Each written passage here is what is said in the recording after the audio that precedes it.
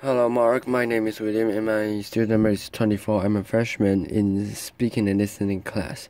Today, I'm going to about the first secret of design is noticing by Tony Fadell.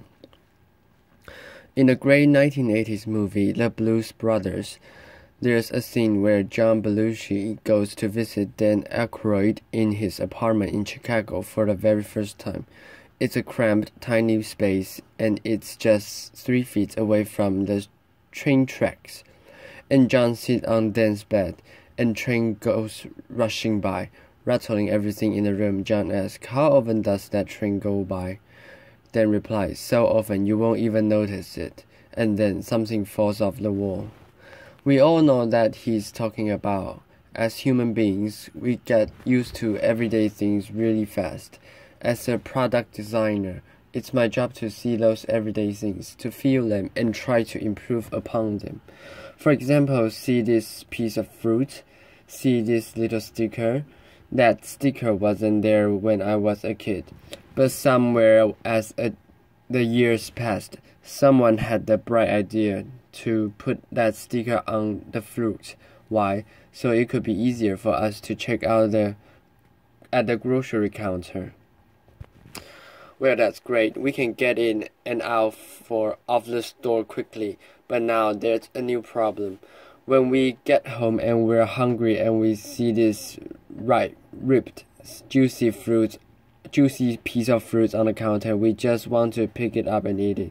Except now we have to look for this little sticker and dig at it with our nails, damaging the flesh, then rolling up that sticker, you know what I mean, and then trying to flick it out of your fingers. Applause. It's not fun, not at all. But something interesting happened. See, the first time you did it, you probably felt those feeling. You just wanted to eat a piece of fruit. You felt upset. You just wanted to dive in. By the 10th time, you started to become less upset and you just started peeling the label off. By the 100th time, at least for me, I become numb to it. I simply pick up the piece of fruit, stuck that with my nails, tried to flick it off, and then wondered, was there another sticker? So why is that? Why do we get used to everyday things? Well, as human beings, we have limited brain power, and so our brain encodes that everyday things we do into habits so we can free up space to learn new things. It's a process called habituation, and it's one of the most basic ways as humans we learn. Now, habituation isn't always bad. Remember learning to drive? I sure do. My hands clenched at 10 and 2 on the wheel, looking at every single object out there, the cars, the lights, the pedestrians. It's a nerve-wracking experience, so much so that I couldn't even talk to anyone else in the car and I couldn't even listen to the music. But then something interesting happened. As the weeks went by, driving became easier and easier. You habituated it. It started to become fun and second nature, and then you could talk to your friend again and listen to music. So there's a good reason why our brains habituate things. If we don't, we notice every little detail all the time. It will be exhausting and we'll have no time to learn about new things. But sometimes habituation isn't good. If it stops us from noticing the problems that are around us, well, that's bad. And if it stops us from noticing and fixing those problems, well, that's really bad. Comedians know all about this.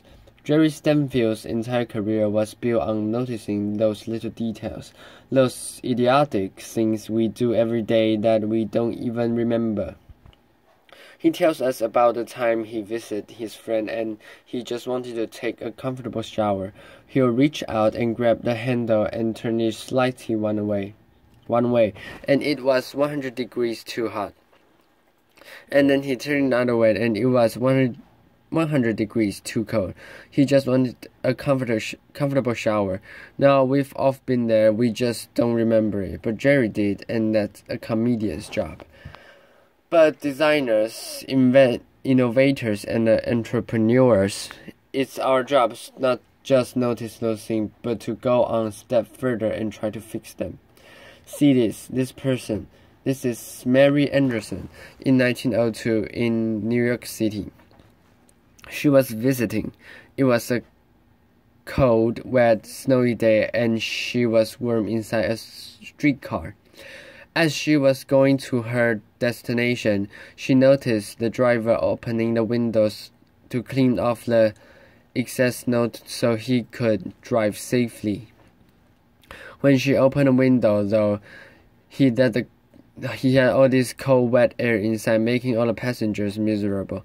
Now, probably most of the passengers just thought, it's a fact of life, he's got to open the windows to clean it.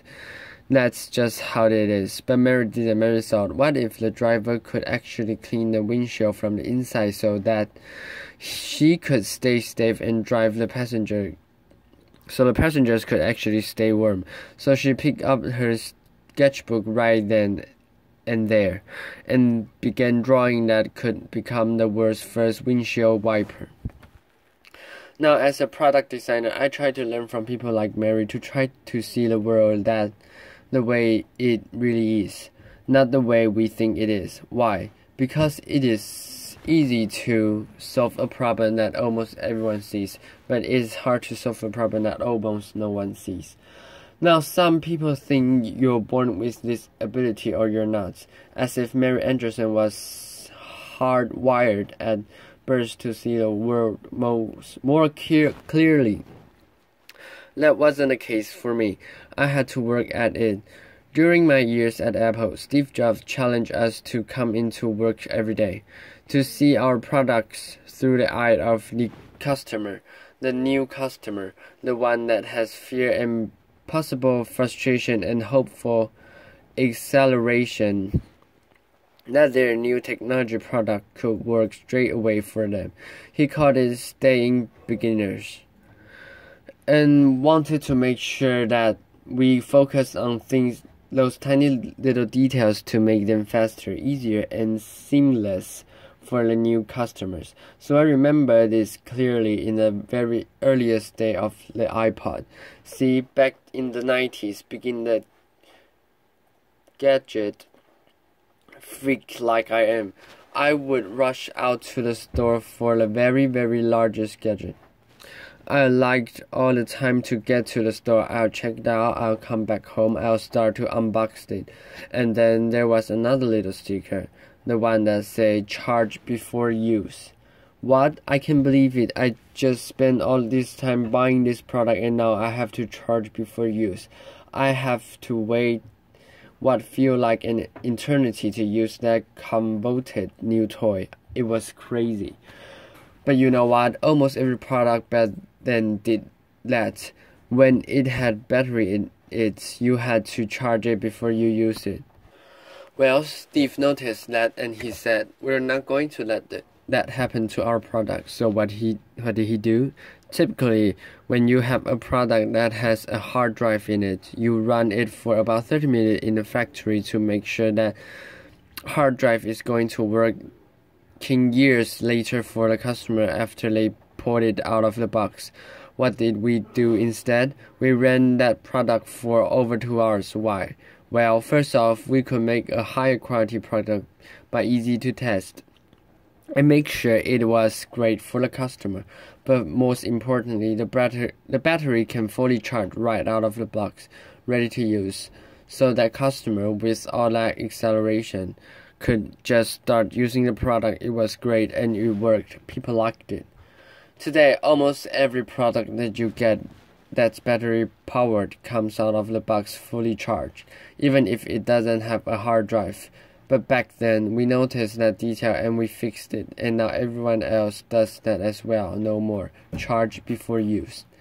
So why am I telling you this? Well, it's seeing the invisible problem, not just the obvious problem. That's important not just for product design, but for everything we do. You see, there are invisible problems all around us, ones we can solve, but first we need to see them, to feel them.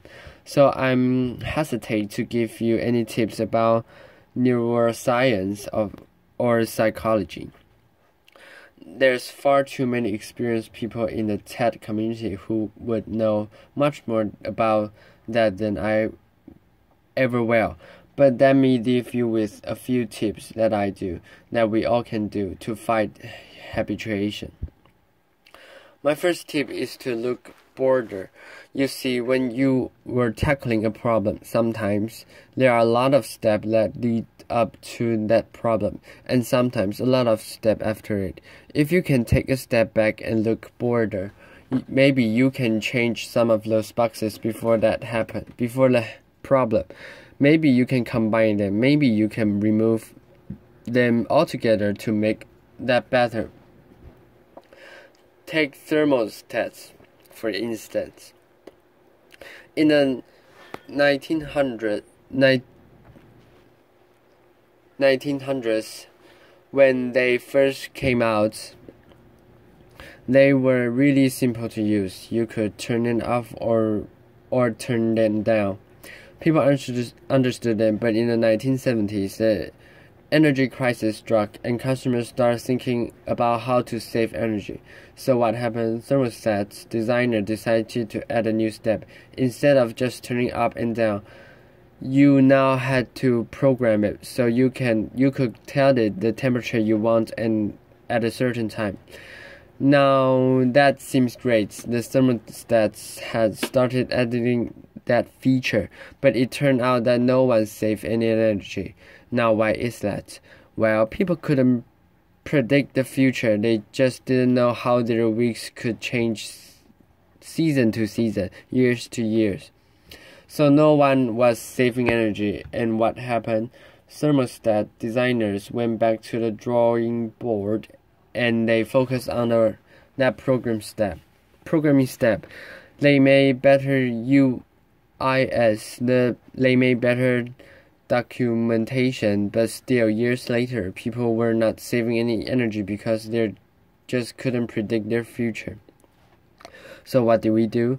We put a machine learning algorithm instead of the programming that would simply watch when you turn it up and down, when you liked a certain temperature, when you got up, or when you went away. And you know what? It worked. People are saving energy without any programming. So it doesn't matter what you're doing. If you take a step back and look at the whole boxes, maybe there's a way to remove one or combine them so that you can make that process much simpler. So that's my first tip. Look broader.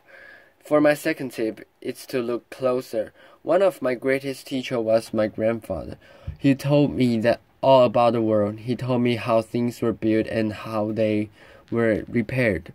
The tools and techniques necessary to make a successful product. I remember one story he told me about screws and about how you need to have the right screws for the job.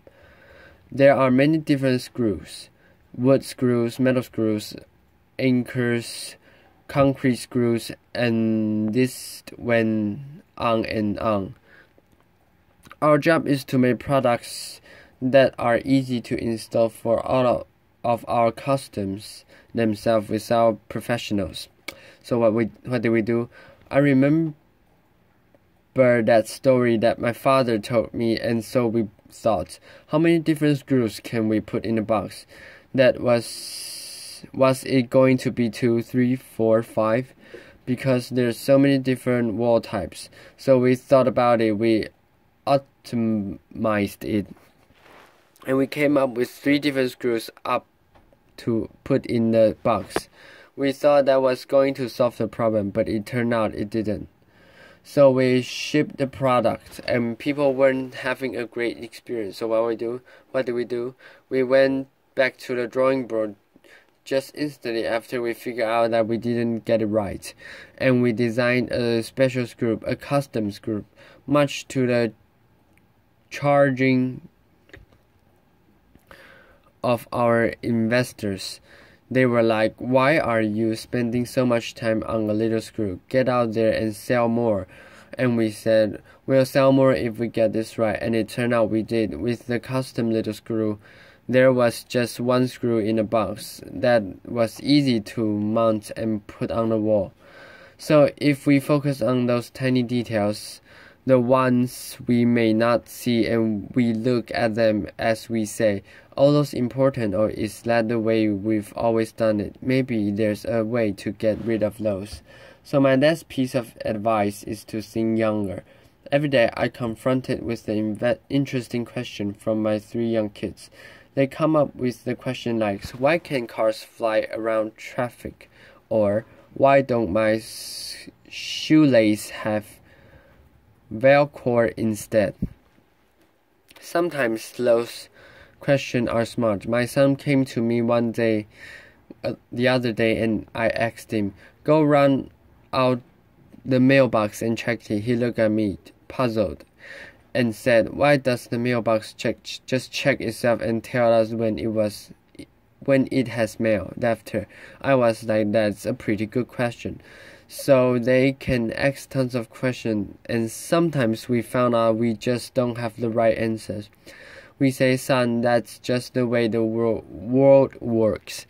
So the more we're exposed to something, the more we get used to it. But kids haven't been around long enough to get used to those things. And so when they run into problems, they immediately try to solve them. And sometimes they find a better way, and that way really is better.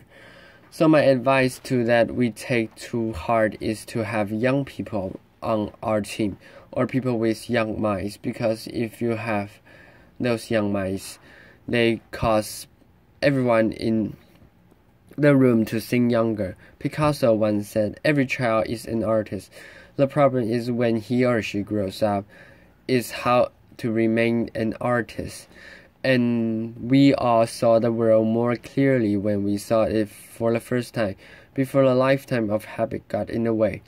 Our challenge is to get back there, to feel that frustration, to see those little details, to look broader, look closer, and to think younger so we can stay beginners.